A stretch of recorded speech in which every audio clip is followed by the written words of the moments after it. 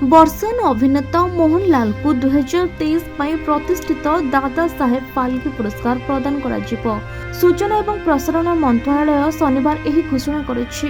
ଦେଶର ଦର୍ଶକଙ୍କ ପାଇଁ ଉତ୍କୃଷ୍ଟ ପରିଚୟ ସୃଷ୍ଟି କରିଥିବା ଶ୍ରେଷ୍ଠ ଅଭିନେତାମାନଙ୍କ ମଧ୍ୟରୁ ମୋହନଲାଲ ହେଉଛନ୍ତି ଜଣେ। ସୂଚନା ଏବଂ ପ୍ରସାରଣ ମନ୍ତ୍ରଣାଳୟ ଏକ୍ସରେ ଏକ ପୋଷ୍ଟରେ କହିଛି, ଦାଦା ସାହେବ ଫାଲ୍କେ ପୁରସ୍କାର ଚୟନ କମିଟିର ସୁପାରିଶ ଅନୁଯାୟୀ ଭାରତ ସରକାର ଘୋଷଣା କରି ଖୁସି ହେଉଛନ୍ତି ଯେ ଶ୍ରୀ ମୋହନଲାଲଙ୍କୁ 2023 ପାଇଁ ପ୍ରତିଷ୍ଠିତ ଦାଦା ସାହେବ ଫାଲ୍କେ ପୁରସ୍କାର ପ୍ରଦାନ କରାଯିବ। ମୋହନଲାଲଙ୍କ ଉଲ୍ଲେଖନୀୟ ସିନେମା ଯାତ୍ରା ସବୁ ପିଢ଼ିକୁ ପ୍ରେରଣା ଦିଏ। ଭାରତୀୟ ସିନେମାରେ ତାଙ୍କର ପ୍ରତୀକାତ୍ମକ ଅବଦାନ ପାଇଁ ଏହି କିମ୍ବଦନ୍ତୀ ଅଭିନେତା, ନିର୍ଦ୍ଦେଶକ ଏବଂ ପ୍ରଯୋଜକଙ୍କୁ ସମ୍ମାନିତ କରାଯାଉଛି। ତାଙ୍କର ଅତୁଳନୀୟ ପ୍ରତିଭା, ବହୁମୁଖୀତା ଓ ନିଷ୍ଠାର ସହିତ କଠିନ ପରିଶ୍ରମ ଭାରତୀୟ ଚଳଚ୍ଚିତ୍ର ଇତିହାସରେ ଏକ ସୁବର୍ଣ୍ଣ ମାନଦଣ୍ଡ ସ୍ଥାପନ କରିଛି।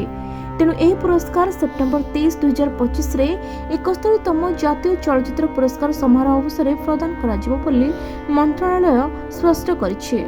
ଦାଦା ସାହେବ ଫାଲ୍କେ ପୁରସ୍କାର ପାଇଁ ନାଁ ଘୋଷଣା ହେବା ପରେ ପ୍ରଧାନମନ୍ତ୍ରୀ ନରେନ୍ଦ୍ର ମୋଦି ମୋହନଲାଲଙ୍କୁ ଅଭିନନ୍ଦନ ଜଣାଇଛନ୍ତି। ଏକ୍ସର ଏକ ପୋଷ୍ଟରେ ପ୍ରଧାନମନ୍ତ୍ରୀ କହିଛନ୍ତି ଯେ ଶ୍ରୀ ମୋହନଲାଲଜୀ ଉତ୍କର୍ଷତା ଏବଂ ବହୁମୁଖୀତାର ପ୍ରତିପାଦନ କରନ୍ତି।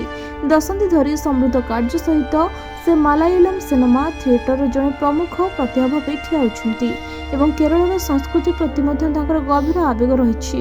ସେ ତେଲୁଗୁ, ତାମିଲ, କନ୍ନଡ଼ ଏବଂ ହିନ୍ଦୀ ଚଳଚ୍ଚିତ୍ରରେ ମଧ୍ୟ ଉଲ୍ଲେଖନୀୟ ପ୍ରଦର୍ଶନ କରିଛନ୍ତି। ତାଙ୍କର ସିନେମା ଏବଂ ନାଟ୍ୟ ପ୍ରତିଭା ପ୍ରକୃତରେ ପ୍ରେରଣାଦାୟକ ଅଟେ। ଦାଦା ସାହେବ ଫାଲ୍କେ ପୁରସ୍କାର ପାଇଥିବା ହେତୁ ତାଙ୍କୁ ଅଭିନନ୍ଦନ। ତାଙ୍କର ସଫଳତା ଆଗାମୀ ପିଢ଼ିକୁ ପ୍ରେରଣା ଯୋଗାଉ।